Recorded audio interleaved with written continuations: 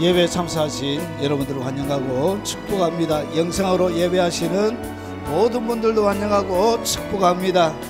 전 세계 열방을 덮는 거룩한 부흥이 일어나도록 우리 통성으로 소리내서 기도하도록 하겠습니다. 거룩하신 아버지, 하늘 가르고 임하여 주시옵기를 원합니다.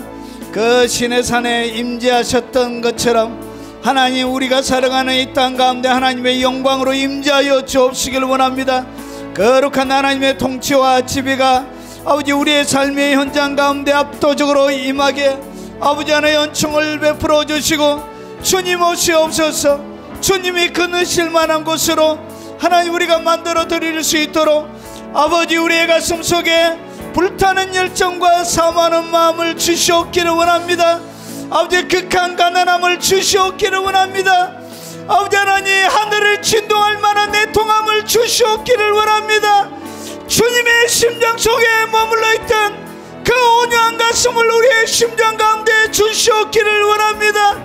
거룩하신 아버지, 1904년도에 외일지를 덮으셨던 아버지, 1905년도에 원산을 덮으셨던 아버지, 1906년도에 아주사를 덮으셨던 주님, 1907년도에 대한민국의 평양을 덮으셨던 그 거룩한 하나님의 영광의 임재가, 그 거룩한 부흥의 역사가 우리 세대 가운데 다시 임하도록 아버지 오시옵소서. 하나님의 영광으로 오시옵소서.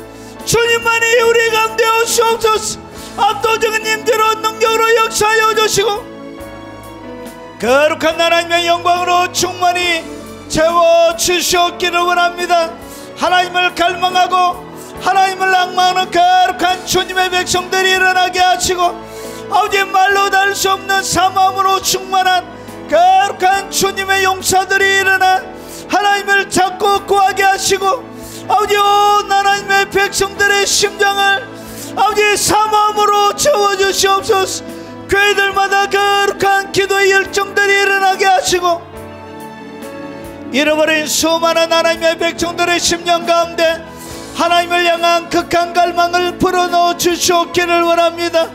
전세계의 하나님의 백성들에게 긍휼과 자비를 허락하시고, 아버지 주님을 향한 잃어버린 식어진 모든 사랑들을 새롭게 회복시켜 주시고, 봄의 바람이 불듯 아버지 가을의 바람이 불듯 하나님 우리의 심령 가운데 새로운 성령의 바람을 주시고, 새로운 하나님의 영광으로 충만히 덮어 주시옵기를 원합니다. 거룩하신 아버지, 저 멀리 하나님의 백성들에게 은혜를 베풀어 주시고, 넘치는 긍휼과 자비를 허락하여 주시고, 아버지 하나님, 주님 앞에 예배함으로 나가는 모든 하나님의 백성들에게 은혜와 사랑과 하나님이 아니 주실 수 있는 축복으로 채워주시고, 거룩하신 아버지, 이 영상으로 예배하는 모든 하나님의 사람들에게 은혜와 사랑을 베풀어 주시고, 아버지 하나님의 병든 육체를 고쳐주시고, 그들의 오랜 사무치는 기도 응답하여 주시고, 그들의 결박을 풀어주시고, 노임을 허락하여 주시고, 아버지 믿음으로 주님 앞에 나가는 그들의 믿음 가운데 하나님의 응답으로 그들의 빈 가슴에 하나님의 사랑으로 충만히 채워주시옵소서. 예수님 이름으로 기도합나이다. 아멘.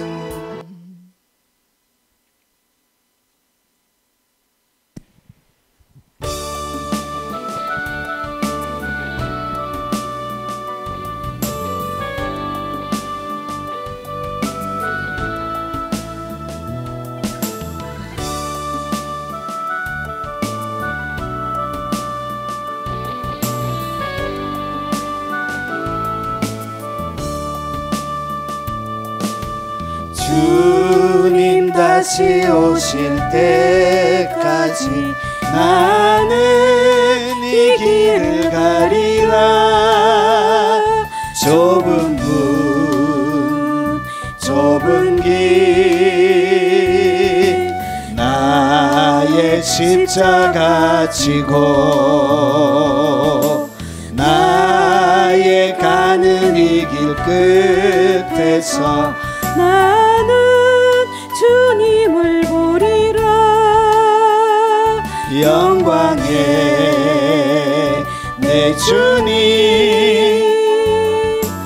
나를 맞아주시리. 주님 다시 오실 때까지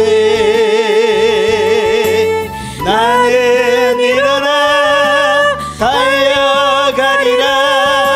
주의 영광 온 땅 덮을 때 나는 일어나 노래하리. 내 사모하는 주님 온 세상 구주시라. 내 사모하는 주님 영광의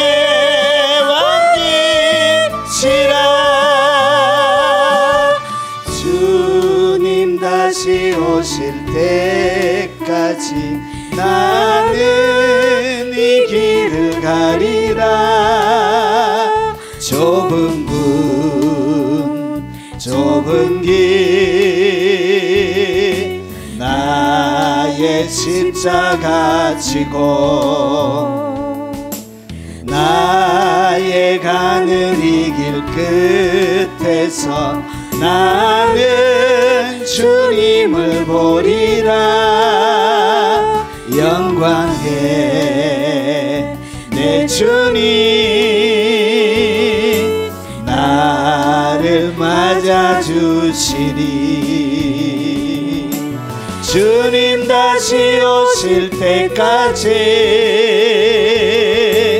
나는 일어나 달려가리라. 주의 영광 온 땅 덮을 때 나는 일어나 노래하리.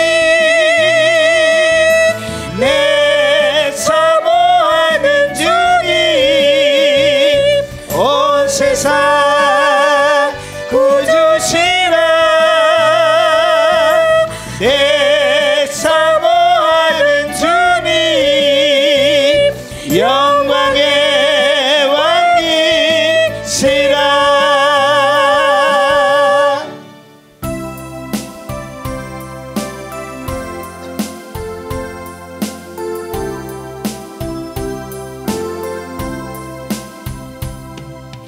이제 내가 살아도 주 위에 살고 이제 내가 죽어도 주 위에 죽네. 하늘 영광 보여주며 날로라 하네. 할렐루야 찬송하며 주께 갑니다. 그러므로 나는 사나 죽으나 주님의 것이요. 사나 죽으나 사나 죽으나 날 위해 피 흘리신 내 주님의 것이요. 이제 내가 살아도 주 위에 살고 이제 내가 죽어도 주 위에 죽네. 하늘 영광 보여주며 날로라 하네. 할렐루야 찬송하며 주께 가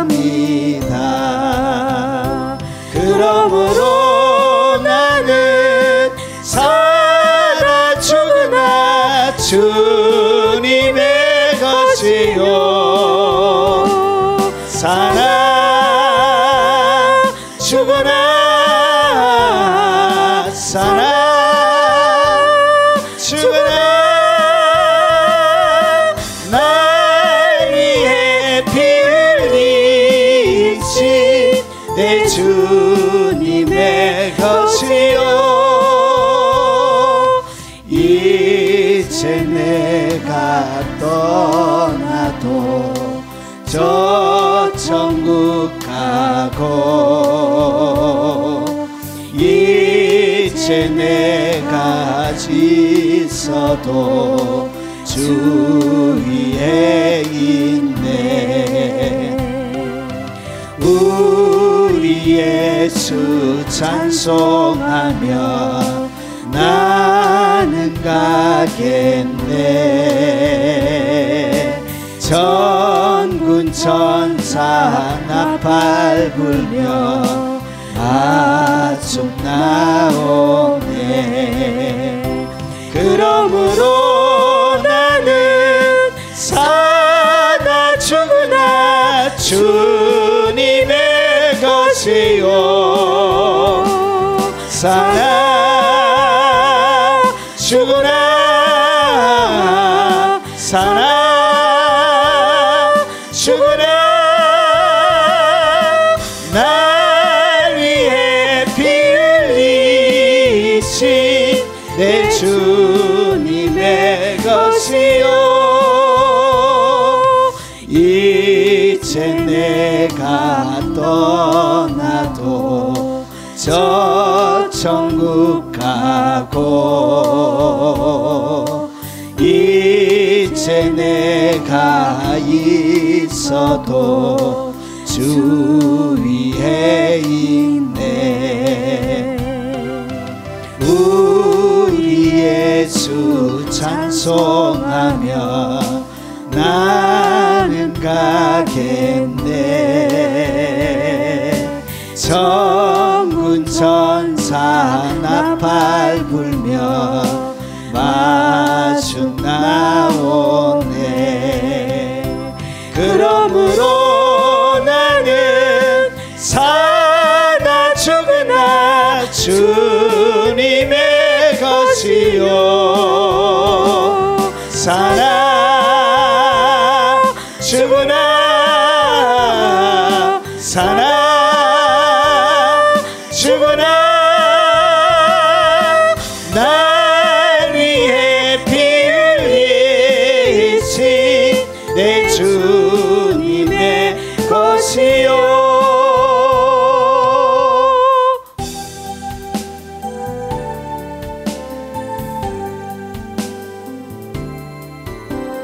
슬픔으로 낙심될 때 누가 나를 위로하리. 예수 오직 예수. 험한 세상 나그네 길 인도하리. 누구인가. 예수 오직 예수. 나는 믿네 생명 되신 주님 예수 오직 예님 예수. 믿음 소망 사랑 되신 주님 예수 오직 주님. 슬픔으로 낙심될 때 누가 나를 위로하리. 예수 오직 예님. 험한 세상 나그네 길 인도하리. 누구인가. 예수 오직 주님. 나는 믿네 생명 되신 주님 예수 오직 주님 예수. 믿음 소망 사랑 되신 주님 예수 오직 예수님.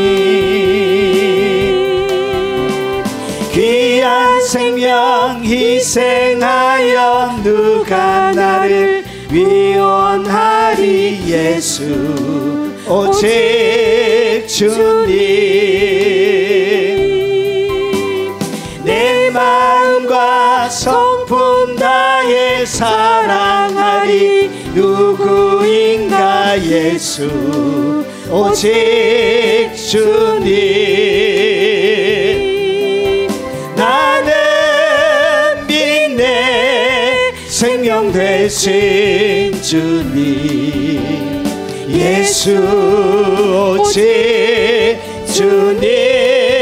예수 믿음 소망 사랑 되신 주님.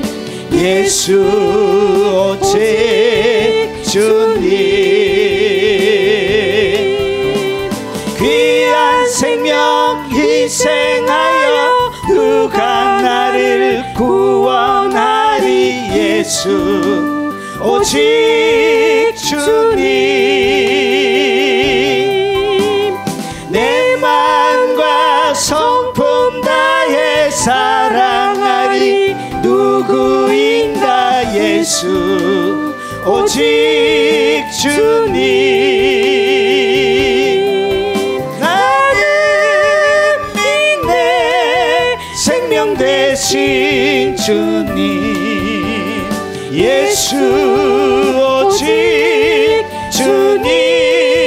예수 믿음 소망 사랑 되신 주님. 예수 오직 주님.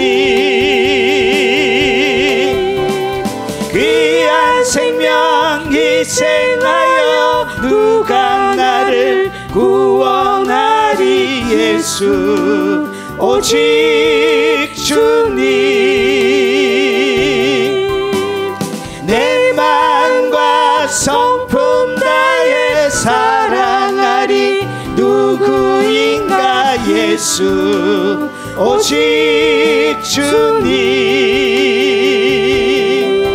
나는 믿네 생명 되신 주님.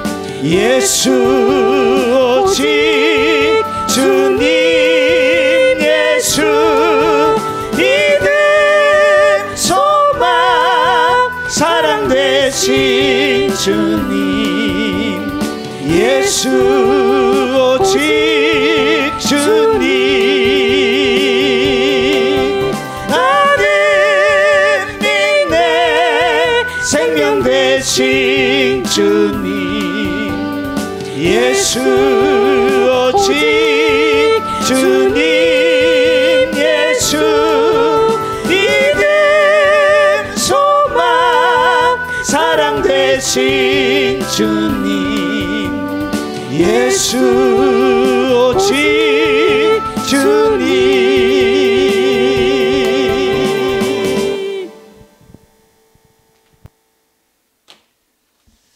하나님의 말씀의 제목은 참 그리스도인의 특징 세 번째입니다. 누가 진짜 그리스도인의 특징이 뭐냐? 세 번째입니다. 자, 세 번째 제목은 예수의 심장입니다. 참 그리스도인에게는 뭐가 있다고요? 예수님의 심장이 있다는 거지. 자, 그러면 참 그리스도인의 특징 세 번째, 예수님의 심장, 이것이 무엇을 이야기하는지 한번 자세하게 한번 살펴보도록 하겠습니다. 자, 마태복음 5장 5절입니다. 소리 내어서 같이 한번 읽어보겠습니다.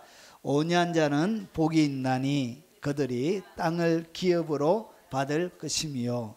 아멘. 자, 그러면 오늘 이 마태복음 5장 5절 들어가기 전에 오늘 두 가지 복습을 짧게 한번 해보겠습니다. 자, 이 온유한 자를 살피기 전에 이 심령의 가난함이 먼저 되어져 있어야만이 이 온유가 생겨요. 그리고 이 애통이 먼저 되어져 있어야만이 이 온유가 그 가운데 생기게 되는데, 이 영이 가난하다, 심령이 가난하다는 것은 뭘 얘기하느냐? 소심함도 아니고요, 자신감이 없는 것도 아니고, 용기가 부족한 것도 아니에요. 교제를 싫어해서 혼자 고립되어져 있는 것도 얘기하지 않습니다. 수줍음도 얘기하는 것이 아닙니다. 오늘 여기서 심령이 가난하다, 영이 가난하다는 것은 하나님 앞에서의 철저한 무능을 자기가 깨닫는 거예요. 하나님 앞에 나는 정말 아무것도 아니라는 그 철저한 무능을 깨닫는 것을 갖다가 가난하다 이렇게 표현하고 있는 것입니다. 자신감이, 자만심이 죽은 상태, 자기의 의존 기능이 상실된 상태를 이야기합니다. 영적인 파산, 하나님 앞에 서 보니까 나는 영적으로 파산되어져 있다는 그것을 깨닫는 그 마음을 가난하다 표현하는 거예요. 하나님 앞에서는 언제든지 빈민임을 느끼는 것이 영적인 심령의 가난입니다. 그래서 오직 하나님의 은혜와 오직 긍휼하심을 필요로 하는 것입니다. 이것이 심령의 가난함이에요. 그리고 두 번째, 성막으로 비유하면 이것은 뭐냐? 결국은 성막, 문이 됩니다. 나의 방법으로는 하나님 앞에 용서할 수 없지만 성막 안에 들어가면 용서함을 받을 수 있는 방법이 있는 거예요. 길이 있는 거예요. 이 땅에는 길이 없는데 성막 안에는 죄 용서함을 받는 길이 있는 거예요. 그 첫 번째 입구가 뭐라고? 그게 바로 성막문이에요. 청색, 자색, 홍색, 가늘게 꼰 배실로 4가지 색깔로 이렇게 요 앞에 이런 문을 만듭니다. 이것이 청색은 생명 대신 예수 그리스도, 그리고 자색은 그리고 왕 대신 예수 그리스도, 그리고 적색은 피 흘려 죽어주신 그 예수 그리스도, 그리고 배실 흰색은 성결하신 예수 그리스도를 상징합니다. 그리스도의 사역을 이야기하는. 그래서 이 예수 그리스도를 통해서 비로소 하나님 앞에 죄 용서를 받을 수 있는 길이 열리게 되는 거예요.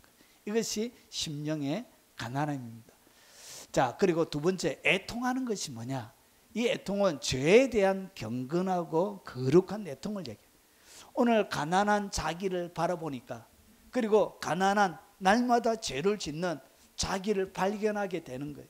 그래서 그 죄에 대한 경건하고 거룩한 마음에서 생기는 그 슬픔, 그 괴로움, 그런 것들을 통해서 생겨나는 그것을 갖다 애통이라 그래요. 영적인 애통을 이야기하는 것입니다. 본성의 부패함을 본 자만이 이 애통이 그 심령 속에서 나오는 것입니다. 마음속에 죄악이 얼마나 가득한지를 아는 사람만이 여러분 애통하는 것이 가능하게 되는 거예요. 마음은 부패의 심년 깊은 바다처럼 이 마음이 그렇게 부패해져 있다는 것을 아는 사람만이 하나님 앞에 애통하는 자가 되는 것입니다. 항상 악한 일만 행하는 자신을 바라보는 자만이 애통할 수 있는. 그래서 이런 자신을 바라볼 때 뭐 할 수밖에 없다고요. 애통이 안 터질 수가 없는 거예요.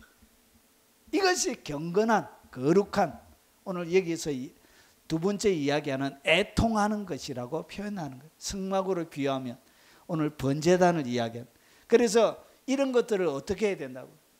생각으로 하고 손으로 짓고 발로 걸어 다니면서 하는 이 모든 것들을 어떻게 번제단 위에서 각을 뜨고, 그리고 남을 날마다 들이받는 이 뿔도 잘라내고 이렇게 해서 활활 태우는 거예요. 범죄하는 내 자신을 활활 태우는 것을 이야기합니다. 그래서 이것이 뭐냐? 이것이 바로 애통이라는 것이, 날마다 죄를 짓게 하는 이것들을 태우는 것입니다. 자, 이 애통할 때, 거룩한 슬픔이 덮일 때 번제단에 성령의 불로 이 번제단의 고기들, 각등 고기들을 태우는 것처럼 우리가 성령으로 우리의 더러운 죄악들이 이 번제단 위에 올라가서 타는 것처럼 내 죄악들이, 나의 부패함들이, 내 마음속에 이 죄악들, 항상 악한 일만 저지르는 본성의 이 악함들이 이 애통을 통해서 어떻게 되지냐? 활활 타게 되는 것입니다. 자, 이것이 바로 애통하는 것입니다. 자, 그러면 자, 오늘 이 마태복음에 나오고 있는 이 온유한 자는 복이 있나니 복이 있다는 것이 항상 먼저 와 있습니다. 오늘 온유한 자는 단수로 되어져 있는데 원문에는 온유한 자들 이렇게 해서 복수로 나옵니다. 자, 다른 번역본은 비슷하게 이렇게 번역을 했습니다. 온유한 자, 온유한 사람, 온유한 사람, 온유한 자, 유순한 자. 가장 원문에 가깝게 번역한 것은 우리말 성경이 원문과 똑같이 번역이 되어져 있습니다. 복되도다 온유한 사람들. 원문에 이렇게 되어져 있어요. 그래서 그들은 땅을 유업으로 받을 것이다. 이렇게. 자, 온유한 자. 비슷하게 이렇게 번역을 했습니다. 자, 그러면 원어적으로 이 온유가 어떻게 되어져 있는지 한번 살펴보겠습니다. 자, 이 온유하다는 것은 온유한, 그러니까 온유로 되어져 있습니다. 자, 오늘 여기 함축적으로 이 온유와 겸손은 항상 같이 가요. 온유와 겸손은 온유한 자가 겸손한 자, 겸손한 자가 온유한 자예요. 겸손하기 때문에 뭐 할 수 있다고요? 온유가 가능한 거예요. 겸손하지 않는 자는 온유가 불가능해요. 그럼 온유한 자는 어떤 자라고요? 겸손한 자가 되는 거예요. 그래서 실과 바늘처럼 같이 가요. 그래서 오늘 여기 보니까 온순한 기질, 유순한 마음, 유순함. 오늘 이 원문을 가지고는 도대체 이 온유가 그냥 부드럽다, 그냥 약하다, 이 정도는 알겠는데 이 온유가 무엇을 이야기하는지 오늘 원어 한 단어를 가지고는 도무지 이 온유를 제대로 이해하기가 어렵습니다. 그런데 오늘 원문 사전에 보면은 4335를 보라고 이렇게 되어져 있습니다. 시키니까 명령하고 있잖아요. 그래서 봐야 돼요. 그러면 이 4355가 무슨 단어인지 한번 보겠습니다. 4335 스트롱 사전에 나오는 스트롱 번호라, 스트롱 사전에 나오는 이 단어마다 번호를 매겨놔서 그 번호를 얘기합니다. 그래서 우리가 스트롱 사전에 나오는 것을 갖다가 스트롱 번호라 이렇게 부르는 거예요. 자, 이것이 뭐냐? 4335인데 이거는 4336에서 유래된 단어. 온유를 딱 이야기하면서 뭐라고 딱 얘기하고 있죠? 기도라 얘기해요. 도무지. 여러분, 온유까지는 그래도 미로 침략할 수 있는 것이 있었는데 갑자기 기도가 확 들어가니까 뭐가 안 돼요? 뭔가 심령 깊은 것으로 더 이해할 수 없는 수렁 속으로 빠지는 느낌이 드는 거예요. 여러분, 오늘 요 두 개가 같이 나오는 이유가 있습니다. 여러분, 기도가 하나님과의 영적인 깊은 단계가 여러분이 딱 들어가면 언제 하나님과의 줄이 쫙 연결이 되어지냐? 여러분, 요때예요. 기도예요. 기도할 때. 그러면 내 마음의 상태가 어떤 상태에 있을 때, 온유한 상태가 있을 때 여러분 앞에 마음의 가난함과 애통은 하나님을 향하여 내가 울부짖는 거예요. 나의 죄 때문에 몸부림치면서 아파하는 거예요. 그래, 이거는 정상적인 뭐가 아니에요. 정상적인 깊은 교제 가운데 하나님의 긍휼과 사랑은 체험할 수 있지만 하나님과의 정상적인 교제 가운데 누리는 그 누림의 그 정도는 약한 거예요. 그러면 하나님과의 깊은 기도의 영역 가운데 들어가는 그 출발점에 마음의 상태가 어떻게 되어져야 되냐? 그것이 바로 온유한 상태가 되어져야 돼요. 여러분, 이 예배가 되려고 하면 내 마음이 어떻게 되어져야 된다? 온유한 상태에 머물러 있을 때 이것이 진정한 예배가 되는 거예요. 자, 그래서 하나님을 부르는 기도, 기도를 드리기 위해 떨어지거나 적합한 장소, 회당, 유대인들이 기도하기 원하는 공개된 장소, 그것을 갖다가 프로스케라고 이렇게 부릅니다. 자, 그러면 이것이 4336에서 왔다 하니까 보니까 이것이 뭐죠? 하나님께 기도하다. 이것은 동사예요. 간청하다, 예배하다. 오늘 요 두 개의 단어가 4314는 뭐냐면 전치사를 얘기합니다. 여러분, 위치를 나타내는 것이 전치사죠. 그래서 이거는 4314는 유리하게 하다, 뭐뭐에서, 뭐뭐 가까이에, 뭐뭐 곁에, 무엇으로 향하여 함께, 이런 뜻을 가지고 있는 전치사예요. 그래서 이 앞에 포로가 딱 붙으면 무슨 뜻을 가지고 있다고? 뭐뭐에서 방향으로 가는 것, 향하는 것, 함께하는, 이런 뜻을 가지고 있는 거예요. 그러면 오늘 2170에서 유래한 단어인데 하나님께 기도하고 기도를 드리는데 2117은 뭐냐? 소원하는 거예요. 하나님께 기도하고 하고 싶어하다, 원하다.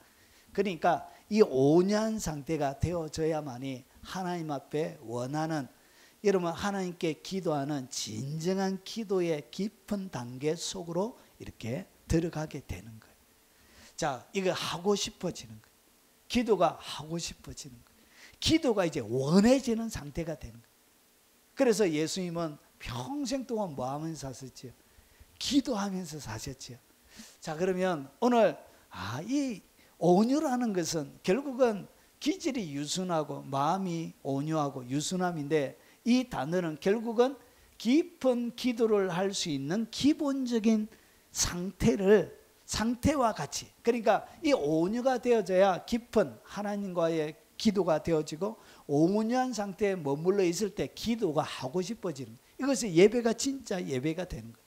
그런데 이것은 알겠는데 이것이 정확하게 도대체 뭘 얘기하는지에 대한 그 정보로는, 이 원어 자체로는 좀 어려워요. 자, 그래서 오늘 이 온유한 자가 복이 있는데, 이 온유한 자가 무엇인지를 좀 더 한번 살펴보도록 하겠습니다. 자, 온유한 것은 그러면 뭘 얘기하느냐? 오늘 이 온유하다는 말을 누가 하고 계시죠? 예수님이 쓰고 계시잖아요. 산상수훈에서 예수님이 온유라는 이 단어를 쓰고 있는 거예요. 그러면 예수님이 이 온유라는 단어를 어떻게, 어디에서 이렇게 쓰는지를 살펴보면 이게 온유구나, 이렇게 우리가 짐작할 수 있는 거예요. 자, 그러면 산상수훈에 온유하다고 말씀하셨던 이 온유를 예수님이 어떻게 사용하는지 한번 보겠습니다. 예수님은 자신을 어떤 사람이라고 소개하고 있는가? 마태복음 11장 29절을 보니까 나는 마음이 온유하고 겸손한, 그러니까 예수님 자체, 예수님이 자신의 마음을 딱 까발려 가지고, 그러니까 이 마음이란 것은 뭐죠? 우리의 신체의 기관으로 이해하면 심장을 이야기하는 것이죠.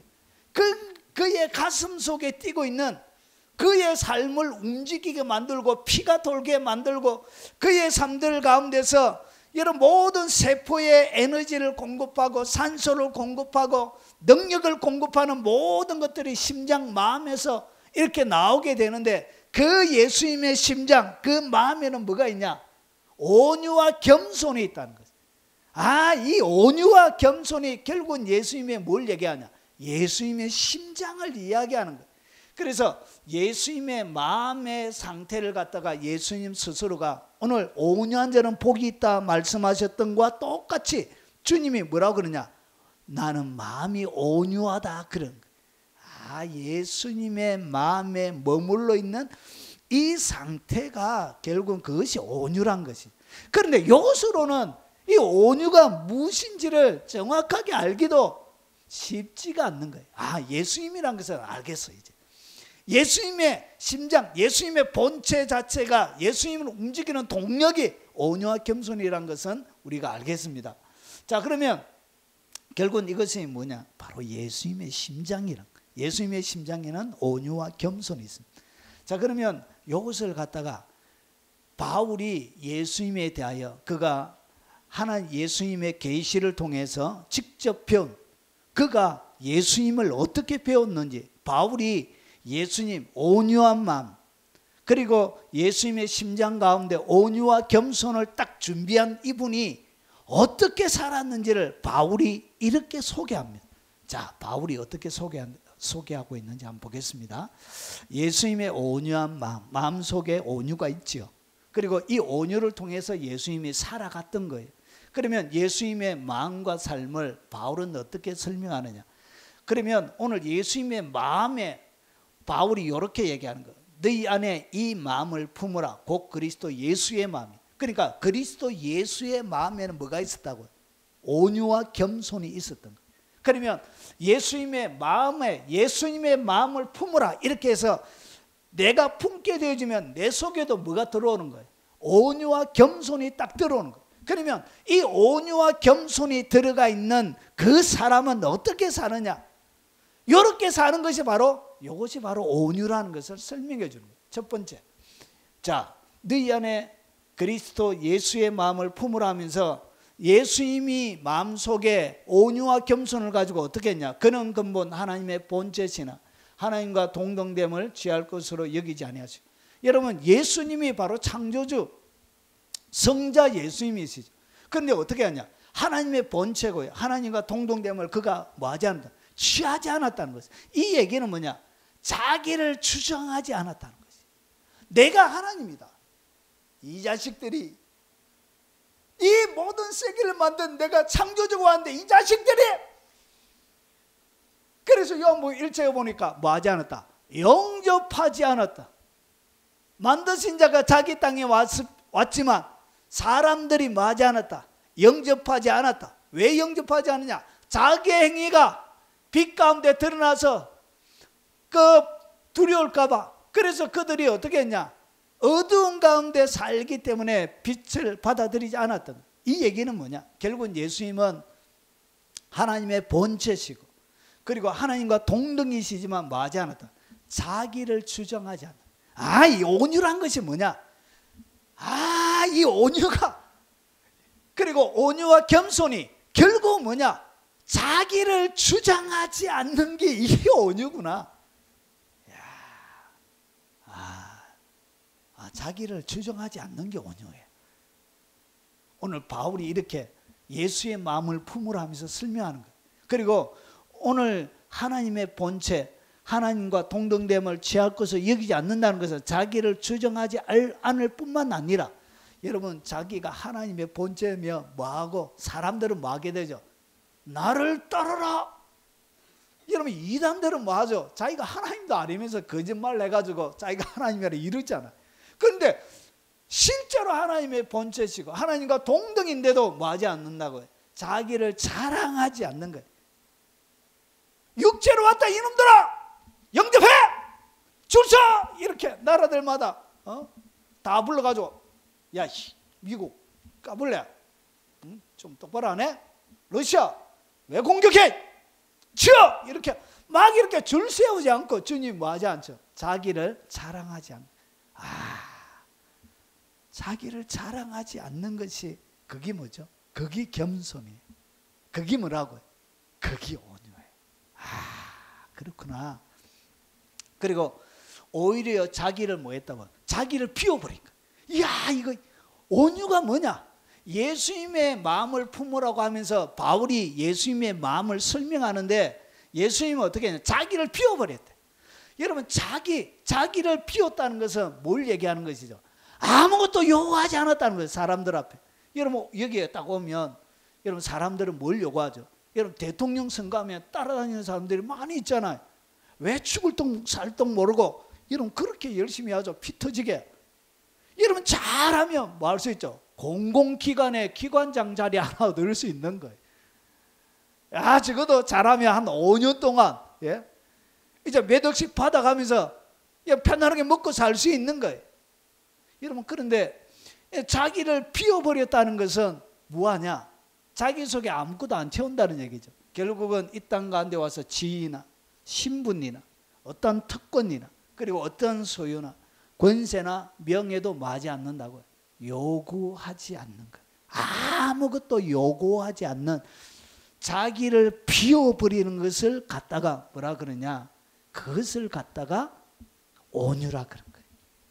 그것을 갖다 뭐라 그러냐? 그것을 겸손이라. 이런 온유와 겸손은 같은 거예요. 같은 거예요. 그리고 종의 형체를 가지사 사람들과 같이 되셨고, 여러분, 이 얘기가 보통 하나님인데, 이 세상 모든 만물을 만드신 하나님이 종의 형체래. 종의 사람의 모양을 갖다가 종의 형체래. 그 종의 형체를 가지사 사람들과 같이 되신 거예요. 어떻게? 이것이 하나님, 이것이 하나님의 사랑이란 것이. 그래서 자신에 대하여 뭐하지 않는 거예요. 여러분, 종의 형체를, 여러분, 누구도 누구의 종이 되는 걸 원치 않습니다. 누구도 창조주가 이 땅 가운데 육체에, 여러분, 무한하신 분인데 유한의 존재가 되는 게 쉽지가 않아요. 영혼의 존재인데 시간 속에 들어온 것이 쉽지가 않아요. 여러분, 썩지 않는 것이, 썩을 것을 입는 것이 쉽지가 않습니다. 그런데 주님은 어떻게 했었냐? 자신에 대하여 아무렇게 민감하지 않는 것. 자기가 섞는 것, 이 땅 가운데 제한받는 것, 공간, 시간적으로 여러분 속박되어지는 모든 것에 대하여 자기에 대하여 뭐하지 않는다고? 민감하지 않는 거예요. 그래서 종의 형체를 가지사 사람들과 같이 되셨고, 이게 바로 자기에 대하여 민감하지 않는 것이 뭐라고요? 그게 바로 온유란 것이죠. 온유. 그리고 사람의 모양으로 나타나사 자기를 낮추시고, 여러분 자기를 사람의 모양으로 나서 자기를 낮춰버렸다는 것은 자신의 뭘 구하지 않는, 이익을 구하지 않는, 자신의 어떠한 이익도 구하지 않는 것을 갖다가 온유라 부릅니다. 사람의 모양, 그리고 자신을 낮추시고, 그리고 죽기까지 복종하셨대. 죽기까지 복종하셨다는 것은 자기를 뭐하지 않는 거예요. 자기를 방어하지 않는 거예요. 자기를. 그래서 예수님을 공격하는 수많은 사람들에 대하여 주님이 뭐하지 않죠? 공격하지 않잖아요. 말대꾸하지 않잖아요. 재고소하지 않잖아요. 그래서 어떻게 했냐? 죽기까지 하나님의 뜻에 복종하신, 이것이 바로 온유란 거예요. 그리고 십자가에 죽으시면, 십자가에 죽었다는 것은 자기 자신에 대한 인간적인 연민이 없는 거예요. 여러분 죽는 것이 쉽지가 않습니다. 여러분 사람이 질병만 들어도 사람들이 그 질병 때문에 발발발발발 뜹니다. 여러분 암만 걸려 보십시오. 잘 먹고 잘 자고 그리고 잘 놀고 잘 열심히 살다가 암 걸렸다는 한 소리 딱 듣는 것 때문에 절망을 경험하는 거예요. 자기에 대하여 뭐 하는 거예요? 내 인생이 이렇게 끝나는가? 이렇게 자기에 대하여 연민을 가지게 되는 거예요. 그런데 예수님은 십자가에 죽으시는 그 순간까지, 그것까지도 뭐 한다고요? 자기 자신에 대한 인간적인 어떤 연면도 느끼지 않고 기꺼이 십자가에 그의 육체를 하나님의 뜻에 맞춰 십자가에 넘겨주게 된, 그래서 자기에 대한 뭐가 없다고? 연민이 없는 거예요. 이 온유가 이렇게 무거운 것이구나. 자, 그리고 예수님의 온유한 마음과 삶을 베드로는 어떻게 얘기하는지 한번 보겠습니다. 직접 육체로 오신 그분을 갖다가, 여러분 바울은 부활하신 예수님에게 배운 사람이고요, 베드로는 육체로 오신 예수님에게 직접 배운 사람. 자, 그러면 베드로전서 2장 21절과 24절에 자, 이렇게 예수님을 소개합니다. 이를 위하여 너희가 부르심을 받았으니 그리스도도 너희를 위하여 고난을 받았사. 그러니까 주님의 고난은 내 때문에 받은 거예요. 내 때문에, 우리를 위해서 받았다는 거예요. 그냥 쓸데없이 객기 부리다가, 젊은 객기 부리다가 고난받은 것이 아니란 거예요. 나를 위해서 고난받으셨대. 너에게 본을 끼쳤다. 결국은 우리도 이거와 똑같이 뭘 따라가야 된다고. 본이란 것은 뭐냐면 따라가라는 얘기죠. 자, 그러면서 그의 자취를 따라오게 하셨는데, 그가 본을 보여주셨고, 그리고 자취를 따라가려고 하면 그 속에 뛰는 뭐가 있어야 된다? 심장이 있어요. 예수의 심장이 있어야, 예수의 본을 따라가기 위해서는 예수님의 마음을 품어야 그 자취를 따라갈 수 있게 되는 거예요. 그러면서 베드로가 이렇게 이야기하는 거예요. 그는 죄를 범하지 아니하시고. 여러분 온유한 삶의 특징이 뭐냐? 죄를 범하지 않는 삶을 갖다가 온유라 그래요. 어떠한 죄를 범할 수 있는 상황 가운데 자기를 지켜가는 것. 그러면 이 온유가 결코 유순하고, 여러분 마치 온유하면 힘없는 여성 이런 뉘앙스가 느껴지는데 그런 뉘앙스가 전혀 아니란 것이. 여러분 죄에 대하여 여러분 강력하게 항거하며 죄를 정복하며 죄의 모든 유혹들과 충동들을 지배하는 이런 능력, 아주 뭔가 강인하고 능력, 그리고 힘이 있는 그런 것을 여러분이 느껴지게 될 겁니다. 죄를 짓게 하는 이 악한 영들을 뭐 하는 것이죠? 제압하는 그런 아주 무지막지한 전사의 마음도 있다는 것이죠. 그리고 여기는 입에는 뭐가 없다고요? 거짓이 없는 거예요. 여러분 주님의 심장을 가지고 있는, 온유와 겸손을 가지고 있는 사람은 뭐 하지 않는다고요? 거짓말 하지 않는다. 거짓말 하는 이유는 자기 이익 때문에 하는 거예요. 자기를 방어하기 위해서 거짓말 하는 거예요.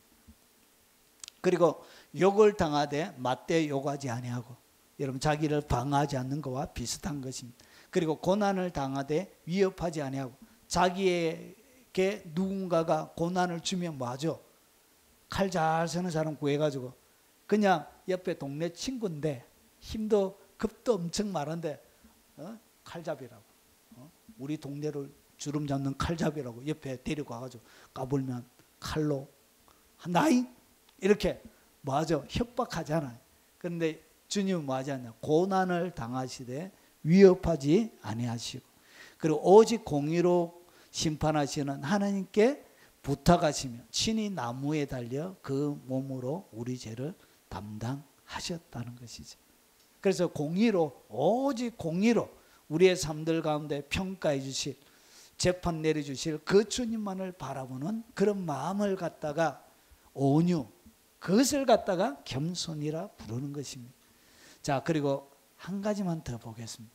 여러분, 가장 온유하신 예수님의, 여러분 오늘 앞에서 보았던 12가지는 뭔가 이렇게 방어적인 측면이 있지만, 여러분 이 온유는 결코 방어적인, 유순하고, 그리고 자기를 주장하지 않고 자기 이익을 찾지 않고 자기 연민을 갖지 않고 그런 것만 있는 것이 아니라, 오늘 가장 온유하신 예수님이 어떻게 하냐? 유대인의 유월절에 가까운지라 예수께서 예루살렘으로 올라가셨더니 성전 안에 소, 양, 비둘기 파는 사람들과 돈 바꾸는 사람들이 앉아 있는 것을 보시고 노끈으로 채찍을 만들어서 성전에서 내어 쫓으시고 돈을 쏟으시며 상을 엎으시고 비둘기 파는 사람들에게 이것을 여기서 가져가라, 내 아버지의 집으로, 장사하는 집을 만들지 말라 하시니.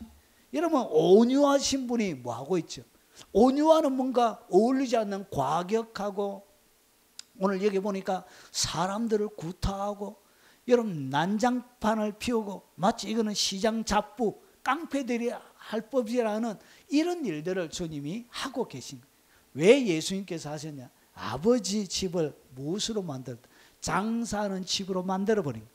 그래서 이 온유 속에는 뭐가 있냐? 무조건 참고 대항하지 않고 방어하지 않고 이런 것만 있는 것이 아니라 거룩, 진리에 대해서는 뭐하냐? 불의를 용납하지 않는 불타는 열심이 어디 속에 있다? 온유 속에 있는 거예요.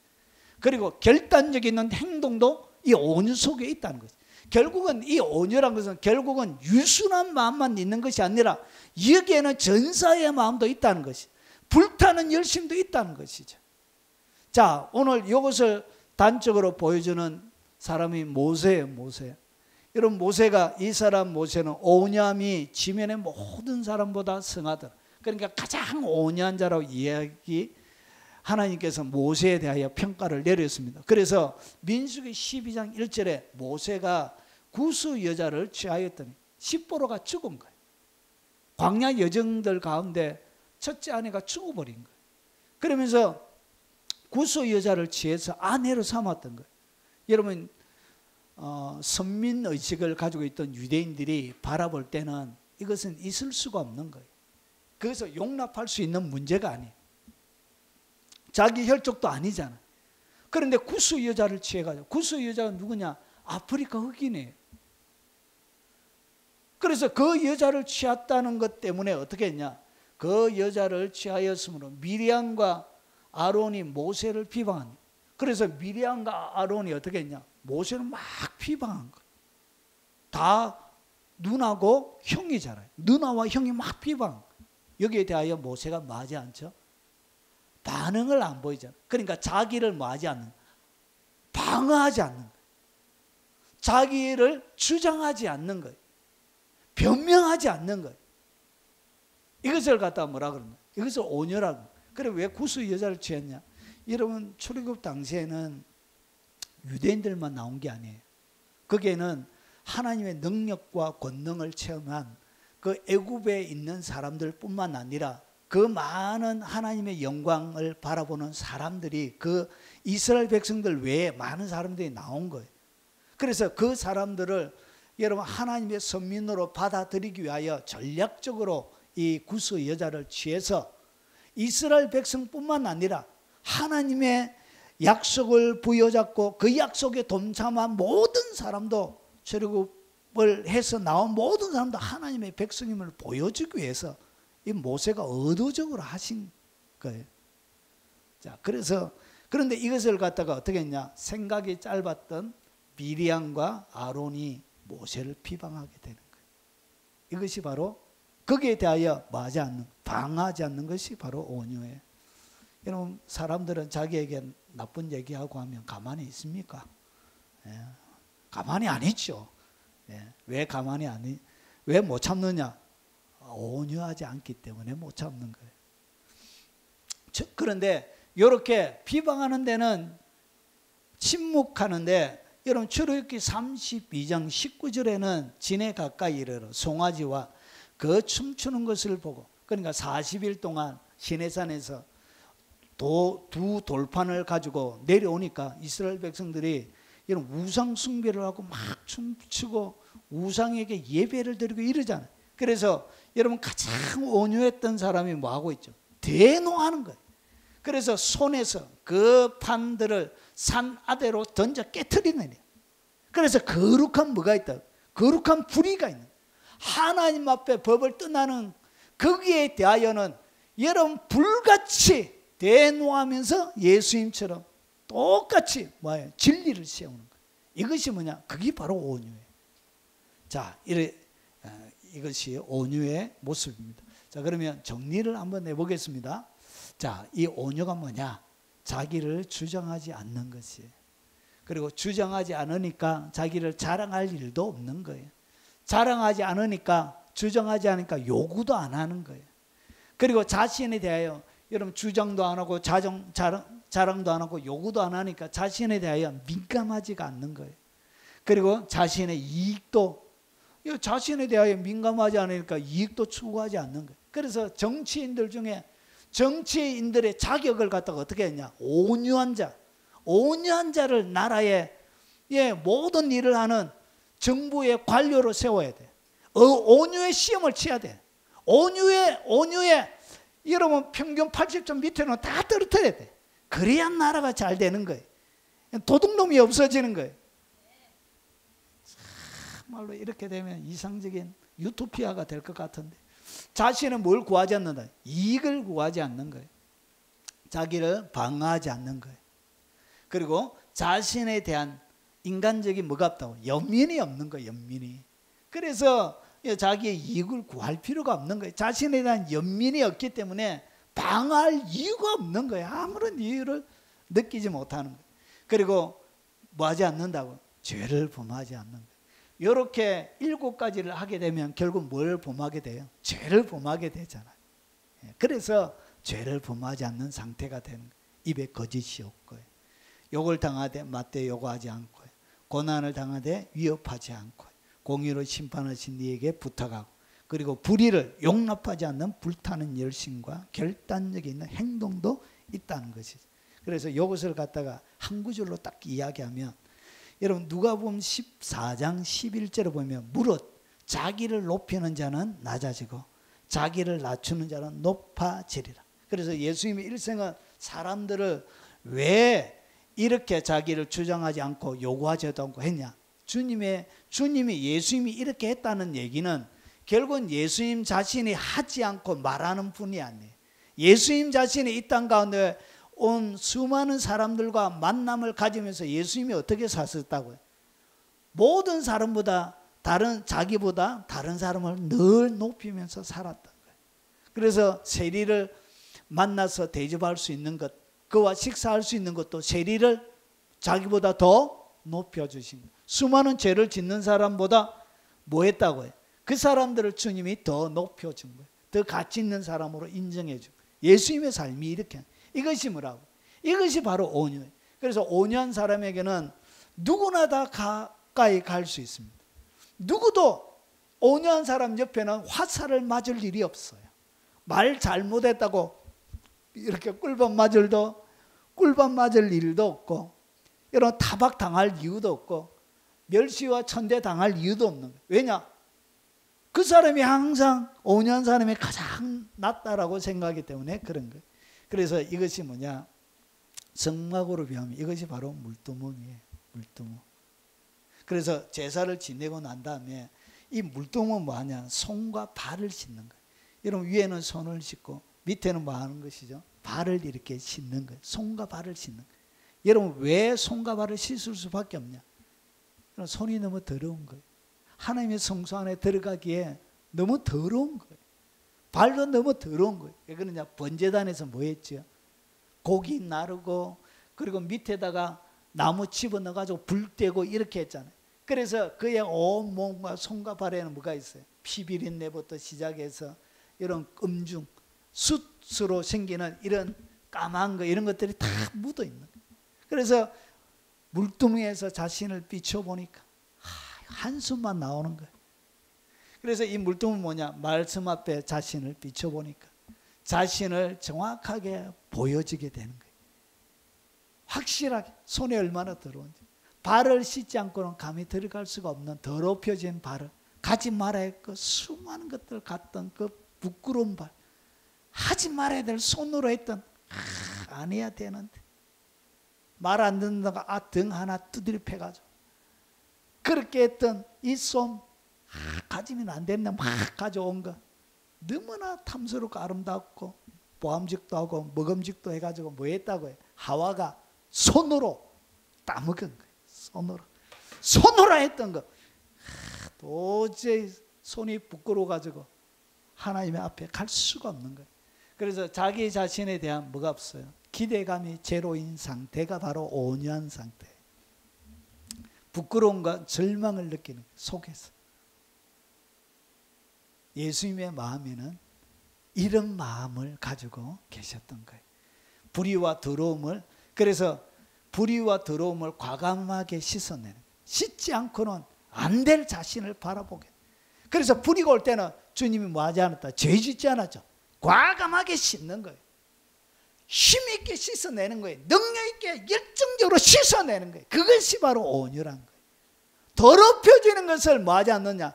용납하지 않는 것이, 진리가 어긋난 데 대하여 침묵하지 않는 그것이 뭐냐? 그게 바로 온유라는 것이죠. 여러분, 그래서 마태복음 14장 41절에 보면 인자가 그 천사들을 보내리니, 저희가 그 나라에서, 잘 보세요, 하나님의 나라에 들어가면 모든 넘어지게 하는 것. 그래서 수많은 넘어지게 하는 그 인간들이 어떻게 천국에 들어가요? 넘어지게 하는 것을 어떻게 하냐? 여러분, 불법을 행하는 자들을 주님이 딱 거두어내요. 염소와 양을 딱 나누는 것처럼. 여러분, 목사님들이 이런 얘기를 안 해주는 거예요. 여러분, 거두어서 냅니다. 주님이 마태복음 3장에 보니까 알곡과 쭉쭉이 할 때 훅 해가지고 알곡만 집어넣지요. 쭉쭉이까지 집어넣는 게 아니고. 왜 쭉쭉이냐? 모든 넘어지게 하는 것, 사람을 넘어지게 하는 삶을 살면 영혼이 위험해요. 왜냐? 그는 온유한 사람이 아니고, 주님이 받으실 만한 진정한 기도는 온유의 상태에서 주님과 깊은 교제가 비로소 진행이 되어지는 거예요. 온유가 유지가 돼야 살아있는 예배가 되는 거예요. 온유가 유지가 되어져 있지 않는 사람은 뭐가 있냐? 예배 드리면서 엉뚱한 생각이 많은 거야. 가스레인지 한 장 같아. 내일은 이런 일을 해야 되고, 모레는 저런 일 하고, 날씨도 덥고 하니까 여행도 가야 되겠다. 어디로 여행 가지? 예배 드리면서도 뭐 하고 있다고요? 속에는 이런 생각으로 가득 들어차 있는 거예요. 여러분, 쓰레기와 같은 생각들로 충만해져 있는 거예요. 어떻게 예배가 제대로 돼? 그래서 속에 온유의 상태가 머물러 있어야 그것이 하나님이 향기롭게 받을 만한 진정한 제사가 되는 거예요. 자, 그래서 불법을 행하는 자들을 주님이 어떻게 하냐? 거두어내요. 거두어냈어요. 자, 그래서 한마디로 제가 딱 도대체 이것을 한마디로 어떻게 정의할 수 없을까? 제가 고민을 많이. 여러분, 지금 듣고 바로 조금 전에 13가지를 제가 설명을 딱 들었는데 어떻게 13가지가 다 기억돼? 한 개쯤, 방어하지 않는 것, 자기 주장하지 않는 것, 자기 연민 없는 것, 이제 한 100개는 알겠는데 기억이 안 나는 거예요. 이걸 한 단어로 어떻게 표현할 수 없을까? 자, 고민했습니다. 그러다가 톡 하나 올랐습니다. 자, 온유는 뭐냐? 결국은 온유란 것은 한 단어로 하면 죄 짓지 않는 자아가 죽은 상태를 얘기합니다. 온유가 뭐냐? 자아가 죽어버린 상태를 갖다가 그게 바로 온유예요. 그래서 예수님 뭐가 없었다고? 인간적인 자아를 갖고 있지 않았습니다. 온전히 하나님 앞에 하나님의 말씀만이 그의 자아의 모든 결정권을 정해주고 그 결정권 따라 예수님은 사신 거예요. 그래서 온유란 것은 결국은 자아가 완전히 죽은 것, 주장하는 것, 요구하는 것, 자랑하는 것, 이 모든 것들 하는 그 자아가 죽은 상태를 온유라 부르는 거예요. 그것을 갖다가 뭐라 부른다고요? 그것을 겸손이라 그런 거예요. 자기의 자아가 죽은 상태가 겸손이에요. 자, 온유가 아닌 것이 뭐냐? 자, 그러면 비교를 좀 더 선명하게 하기 위해서 여기까지 좀 말씀을 드려보겠습니다. 온유는 자연적으로 타고난 자질이 아니에요. 여러분, 온유란 것은 태어나는 인간적인 자연적인 본성을 얘기하는 것이 아니고 이것은 성령을 통하여 변화되어져 있는 그 자아를 얘기하는 거예요. 여러분, 바울은 타협하지 않는 사람이에요. 여러분, 바울이 예수 그리스도의 마음을 품으라 하면서 자기의 마음에는 그리스도의 마음이 없으면 안 되잖아요. 그래서 바울도 여러분 그 당대 가장 온유한 자 중에 하나였습니다. 그래서 여러분, 바울은 타협하지 않는 사람이었습니다. 전사였습니다. 스데반이 순교 당할 때 주동자였습니다. 그렇게 자기와 결을 달리하는 사람을 과감하게 죽여버리는, 여러분, 온유와는 어울리지 않는 사람이에요. 그런데 이 사람이 고린도전서 13장 사랑장을 기록하고 있는 거예요. 그래서 이것은 탁월한 자연적인 본성이 아니라 성령을 통하여 변화되어져 있는, 성령의 열매를 통하여 맺어지는 그 성령의 열매, 그것이란 것이죠. 그리고 이 온유를 딱 얘기하면 사람들은 온유, 태만하다 이렇게 느껴요.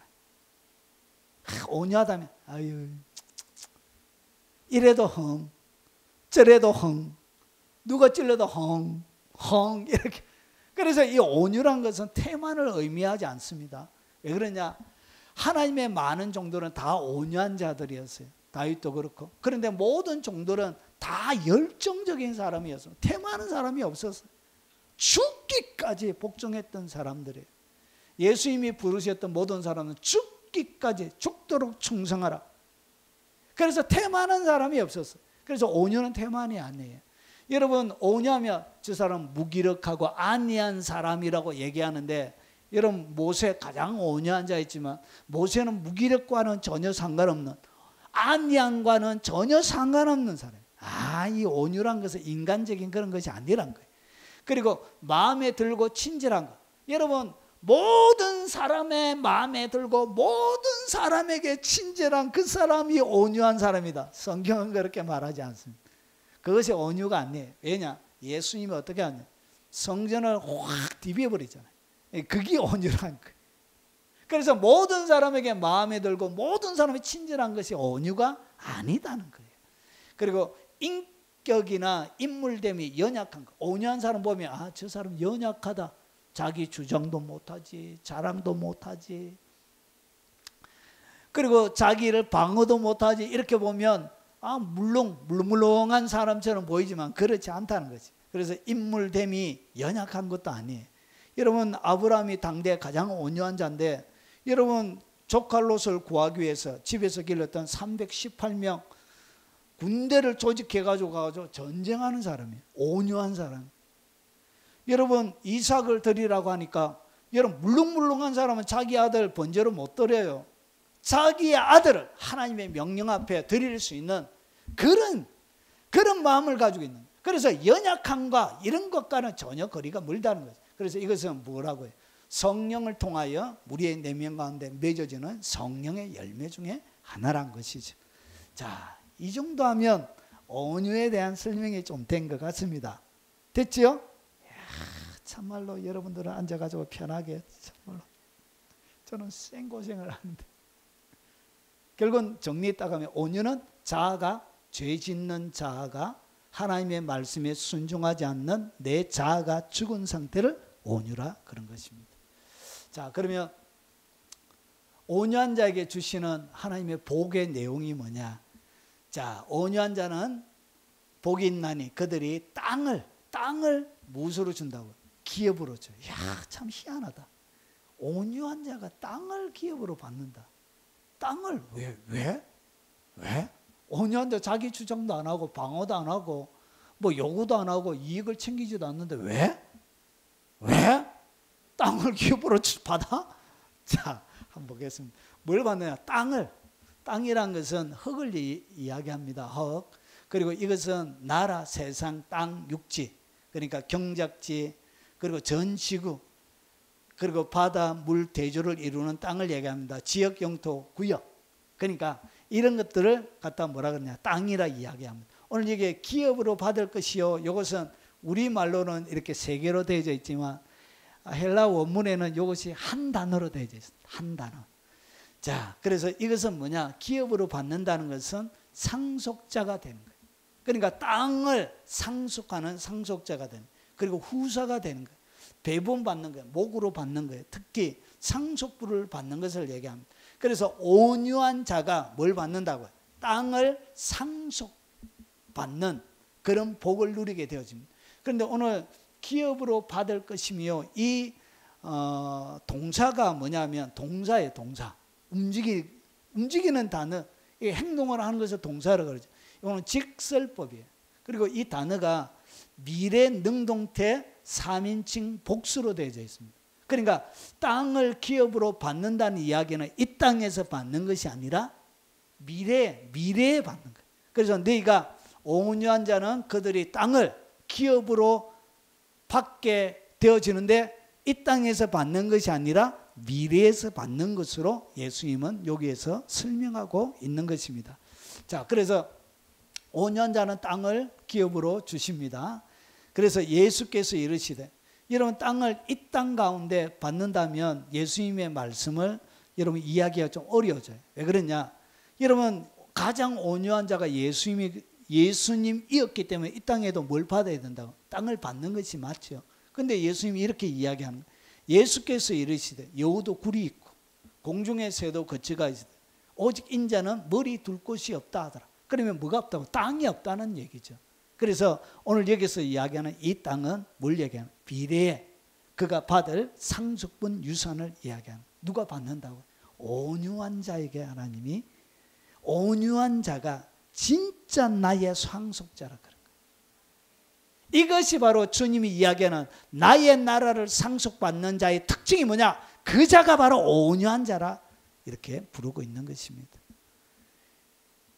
그래서 천국에 땅을 기업으로 받을 때 부끄러운 구원을 받는 사람은 땅이 없어요. 천국에 가면.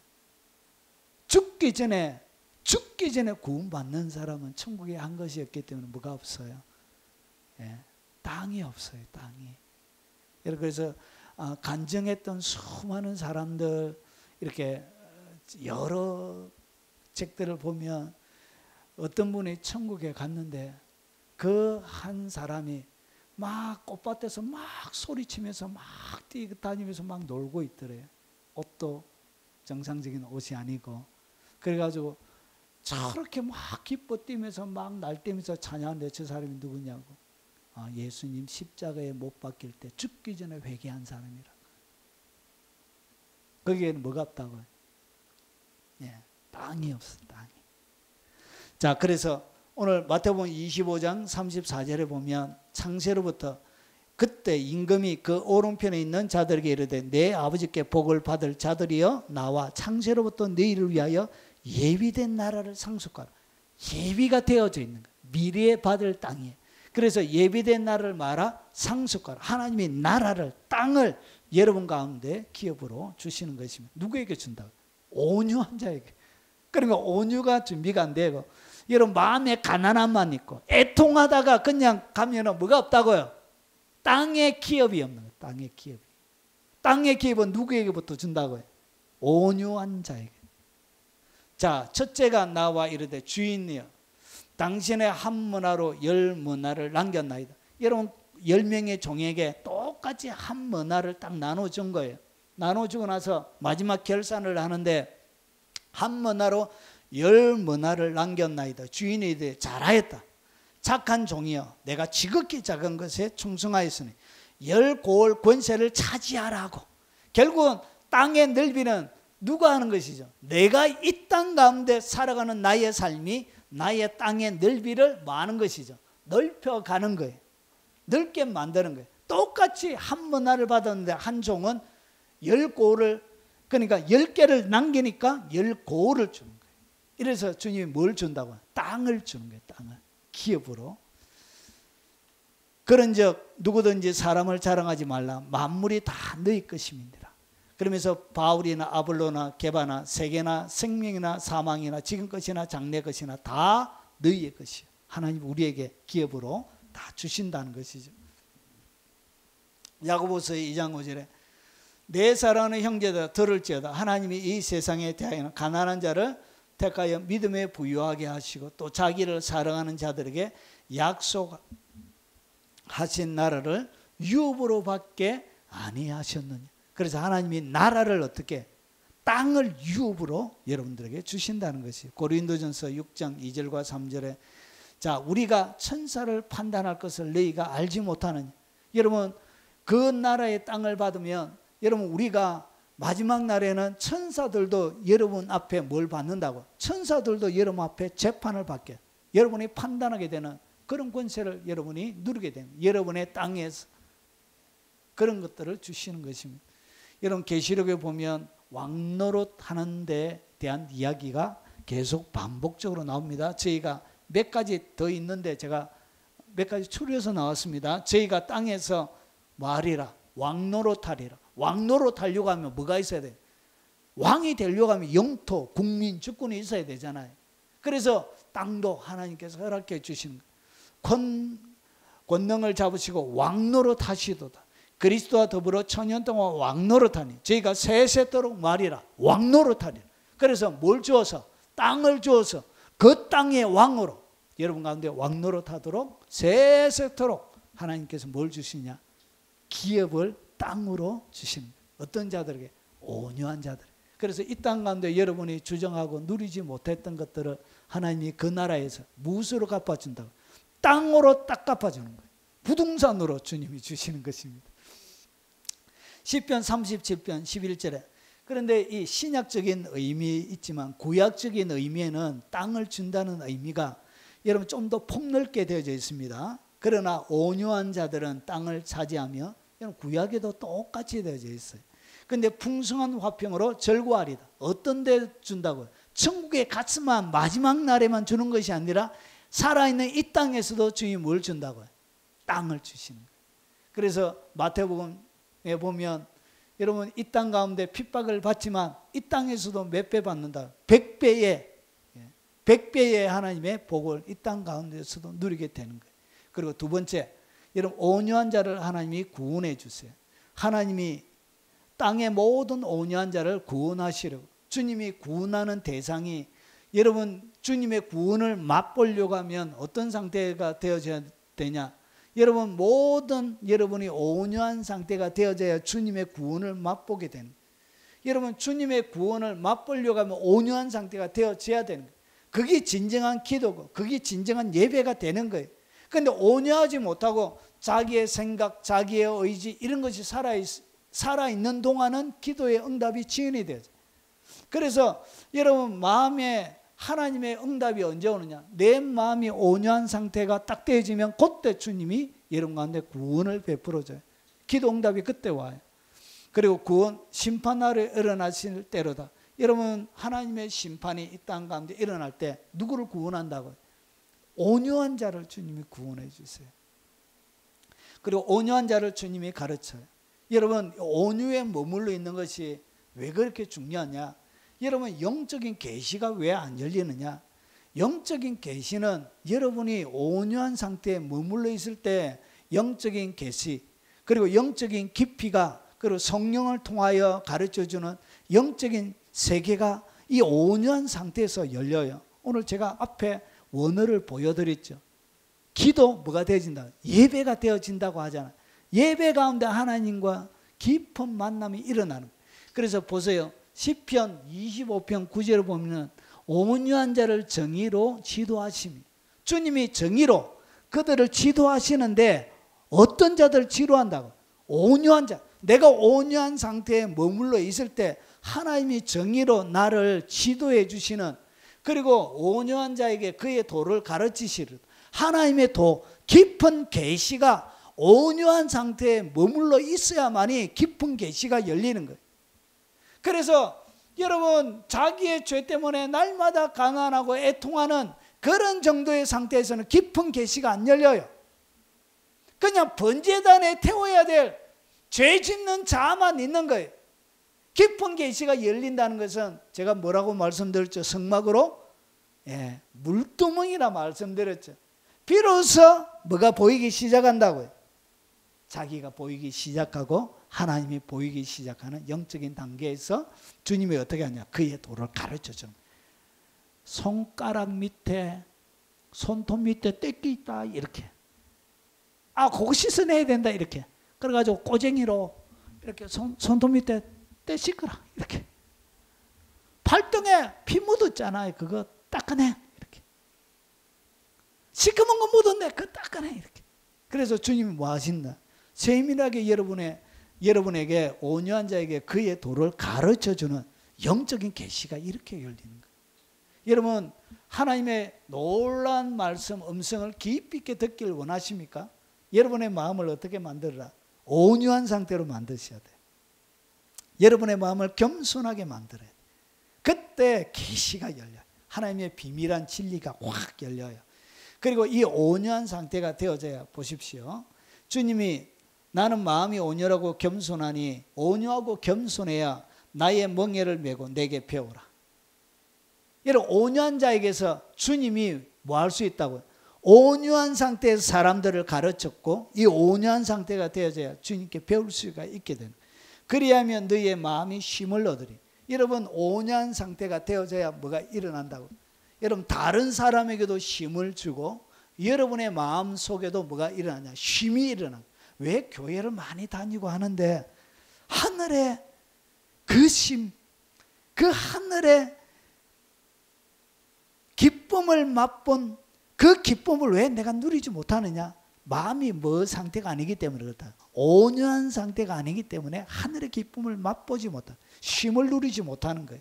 그래서 이는 내 멍에는 쉽고 내 짐은 가벼웁니다. 온유하게 되어지면 자기에 대한 연민이 없기 때문에, 자기 때문에 자기가 괴로워하는 일이 없어져요. 자기를 추정하는 것이 없기 때문에, 자기 때문에 자기가 안 괴로운 거예요. 여러분, 자기가 자기를 추정하기 때문에 힘이 있던 거예요. 자기 이익을 안 챙기기 때문에, 여러분, 이익 때문에, 이런 것 때문에 마음에 뭐가 안 생긴다? 섭섭함이 안 생기는 거예요. 자기에 대한 연민이 십자가에 그냥 죽으려고 던지기 때문에 여러분, 어떠한 인간적인 연민도 생기지 않는 그 상태. 그래서 뭐가 일어나냐? 이 땅 가운데 진정한 쉼을 누리게 되는 거예요. 그 쉼은요, 그게 바로 온유라는 거예요.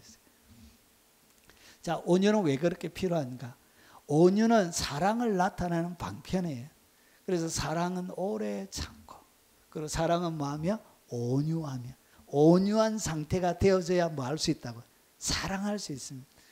다른 사람이 안 다쳐요. 다른 사람이 힘들지 않아요. 다른 사람이 괴롭지 않습니다. 여러분, 자기 방식으로 사람들이 사랑하잖아요. 그런데 자기 방식으로 사랑하는 게 엄청 받는 사람은 힘이 들 때가 있습니다.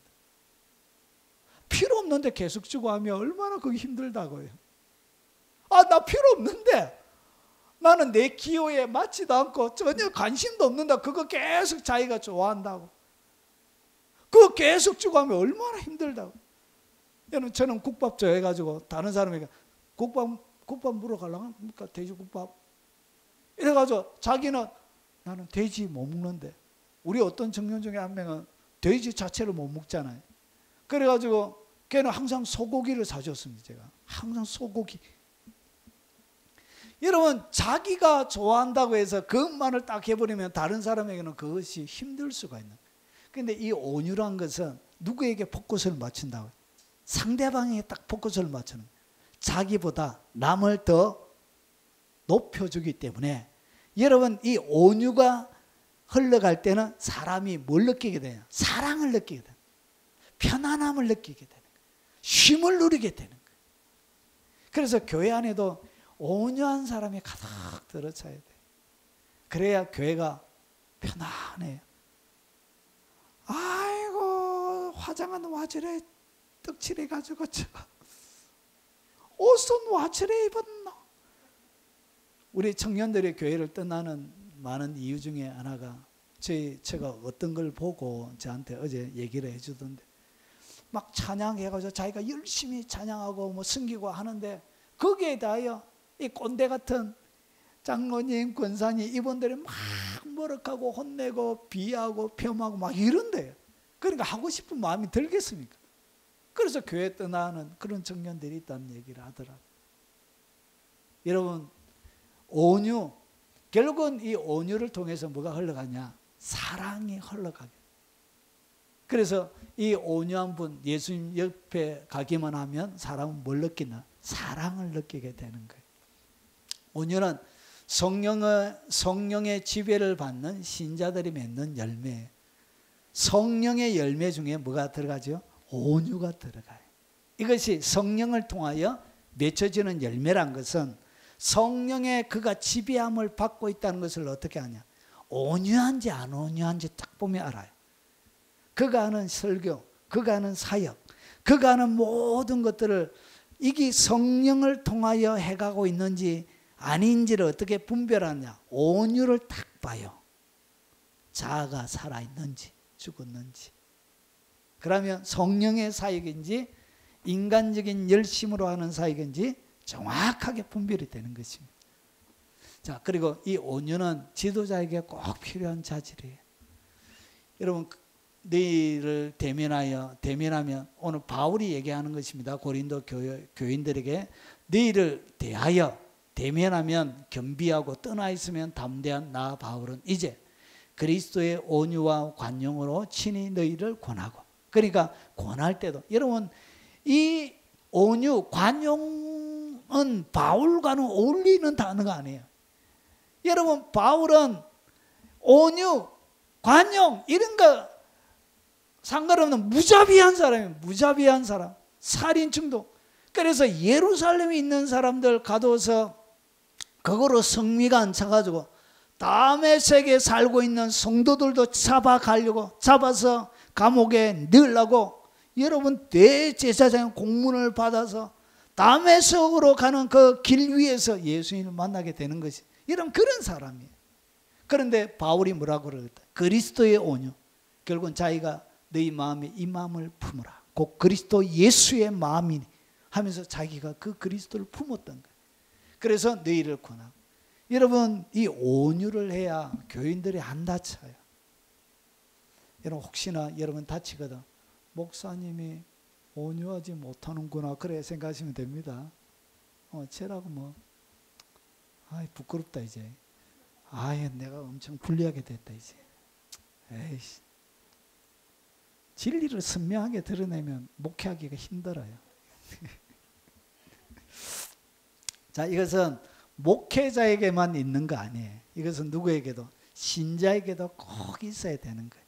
아무도 비방하지 말며 다투지 말며 관용하며 범사에 온유함을 모든 사람에게 나타낼 것을 기억하게 하라. 그래서 그리스도의 예수의 마음을 품으라 그런 거예요. 예. 범사의 온유함을 모든 사람에게 나타내야 돼. 이거는 모든 신자에게 해당되는 내용인 것입니다. 자, 그러면 마지막입니다. 그러면 내가 어떻게 온유해 줄 수 있는가? 그것을 말씀드리고 마무리하겠습니다. 여러분 이 온유라는 것은 어디에서 나오냐? 가난한 심령에서 나오는 거예요. 자기가 하나님 앞에 빈민인 것을 깨닫고 하나님 앞에 무기력한 자임을 철저하게 깨달을 때 다른 사람에 대하여 손가락질 할 만한 것이 자기에게는 하나도 없다는 것, 다른 사람보다 자기가 높아지는 것이 하나도 없는 텅 비어져 있는 그런 상태에 마음이 머물러져 있을 때 그때 열매로 뭐가 맺힌다고? 속에서 그때 맺혀지는 것이 뭐냐? 그게 바로 온유예요.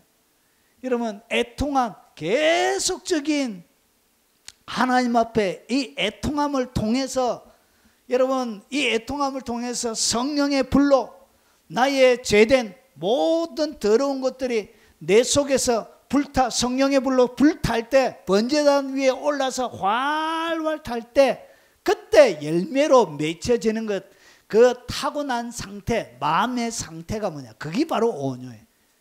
그러니까 내가 마음의 가난함을 항상 유지하고 내가 애통함을 항상 유지하고 있을 때 그때 내 마음의 상태가 온유한 상태가 되는 거예요.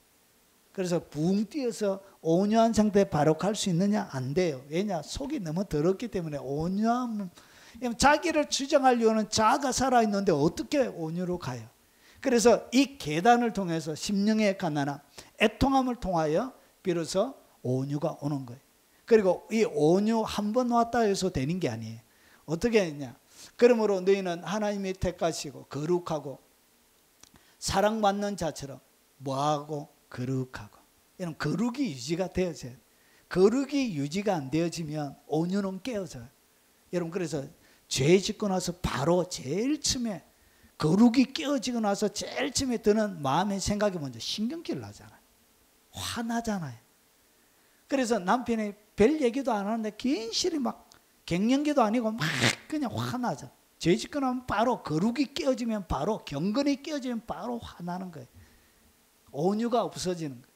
결국은 자기 방어를 하고 자기 주장을 하게 이렇게 되는 것이죠. 자기가 이렇게 고통당하는 자기에 대하여 뭐가 생겨요? 연민의 마음이 생겨요. 내가 당신 만나가지고 이렇게 힘이 들다 처량한 자기를 바라보며 미련과 우수에 막 젖어들며 비가 안 오는데도 막 하늘은 여러분 온유 땅빛처럼 막 해변에 햇볕이 비치는 것처럼 막 하는데 내 마음은 그렇게 우수에 젖어드는 거예요. 여러분 그래서 거룩하고 사랑받는 자처럼 긍휼, 자비, 겸손. 여러분 온유, 오래 참음을 뭐하고? 옷 입고. 옷을 입고 있다는 것은 계속 유지하는 것을 얘기하는 거예요. 그래서 이 상태로 여러분 어떻게 온유가 계속 머무느냐? 긍휼이 사람에 대한. 여러분 자기를 방어하지 않기 때문에 뭐하죠? 사람에 대하여 긍휼이 생겨요. 다른 사람이 더 높다고 생각하기 때문에 긍휼의 마음이 생기는 거예요.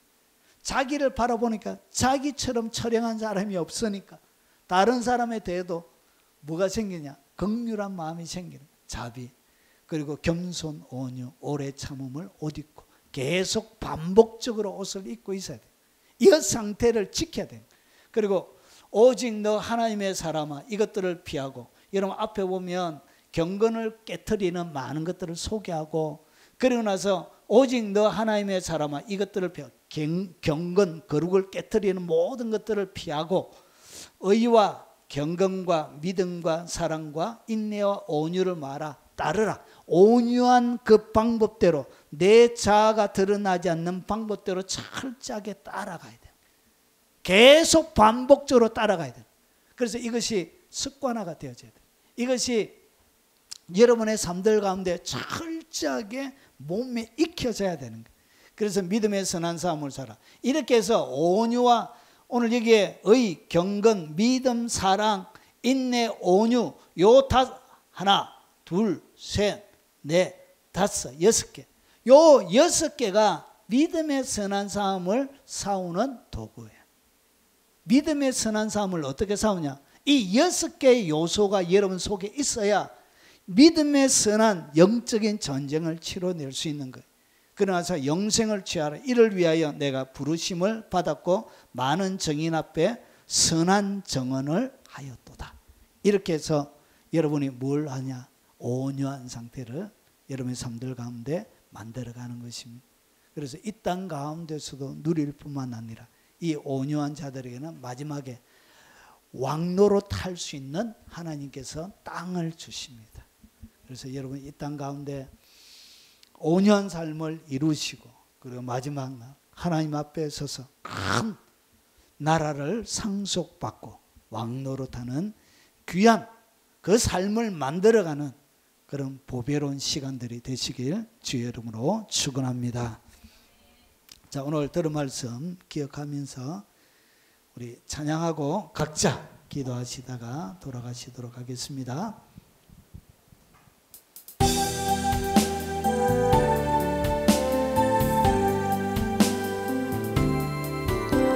슬픔으로 낙심될 때 누가 나를 위로하리. 예수 오직 예수님. 험한 세상 나그네 길 인도하리. 누구인가. 예수 오직 예수님. 나는 믿네 생명 되신 주님. 예수 오직 주님. 예수 믿음 소망 사랑 되신 주님. 예수 오직 예수님. 귀한 생명 희생하여 누가 나를 구원하리. 예수 오직 주님. 내 마음과 성품 다해 사랑하리. 누구인가. 예수 오직 주님. 나는 믿네 생명 되신 주님. 예수 오직 주님. 예수 믿음 소망 사랑 되신 주님. 예수 오직 주님. 오늘 들은 말씀 기억하며 우리 주여 한번 부르네 동서로 기도하도록 하겠습니다. 주여. 그러하신 아버지, 오늘 온유가 무엇인지 배웠습니다. 아버지, 오늘 거룩한 예수님의 심장 가운데 있는 그 온유,